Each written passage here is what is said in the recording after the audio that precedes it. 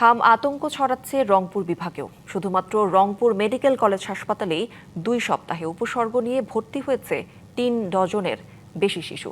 আর চলতি বছর বিভাগ জুড়ে সংখ্যা ছুঁয়েছে শতকের ঘর। তবে হামের উপসর্গ নিয়ে হাসপাতালে রোগীর ভিড় বাড়লেও এখানে নেই নমুনা পরীক্ষার কোনো ব্যবস্থা। ফলে অনুমানের ভিত্তিতে চিকিৎসা চলায় উদ্বেগ বেড়েছে জনমনে।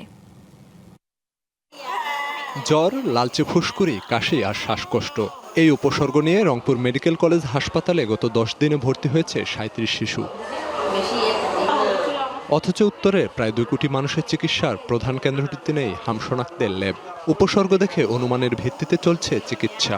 তো 7 দিন থেকে জ্বর, বাচ্চা কিছু খায় না, কিন্তু এখন জানি না হাম না অন্য কিছু, এখনো ট্রিটমেন্ট করা হয়নি। চিকিৎসা চলতেছে, মনের মধ্যে কত আতঙ্ক, কি হয় না হয় চিন্তায় আছি। যে চিকিৎসাটা আমরা দিচ্ছি মোটামুটি আমাদের কোনো ঘাটতি থাকতেছে না। শুধু হাম নয়, বেড়েছে ঠান্ডাজনিত রোগ নিয়ে শিশু ভর্তির হারও। প্রতিদিন গড়ে 300-রও বেশি শিশু জ্বর, সর্দি, নিউমোনিয়া বা শ্বাসকষ্ট নিয়ে চিকিৎসা নিচ্ছে হাসপাতালটিতে। তবে পরীক্ষা নিরীক্ষার পর্যাপ্ত ব্যবস্থা না থাকায় স্বজনদের মাঝে উদ্বেগ, আছে চাপা ক্ষোভও। নাতনিকে নিয়ে আসি, পাশের রোগে তো হামের রোগী, জানি না কোন রোগী কোন জিনিস কোন সরে যায়। পরীক্ষা নিরীক্ষা যেটা হচ্ছে ঢাকায় করানো হয়, রংপুরে যেটা হচ্ছে নাই। আমার মনে হয় যেটা রংপুরেও হচ্ছে পরীক্ষা নিরীক্ষা করার জন্য একটা থাকা দরকার। 200-র বেশি সার্ভিস ও ফিচারে লেনদেনের সব বিকাশ অ্যাপে সম্ভব। তবে হাসপাতাল কর্তৃপক্ষ বলছে পরিস্থিতি মোকাবিলায় প্রস্তুতি রয়েছে। আতঙ্ক নয়, সচেতনতা ও সময়মতো টিকায় জোর তাদের।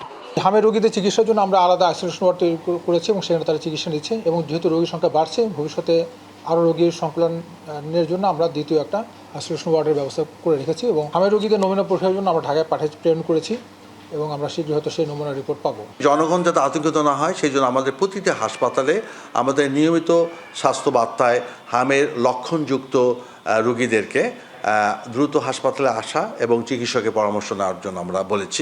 চলতি বছর রংপুর বিভাগে 86 জনের হাম শনাক্ত হলেও মৃত্যুর ঘটনা নেই। তবে হাম প্রতিরোধে দেশের 30 উপজেলায় জরুরি টিকাদান কর্মসূচি শুরু হলেও তালিকায় রাখা হয়নি রংপুরকে। DBC news desk.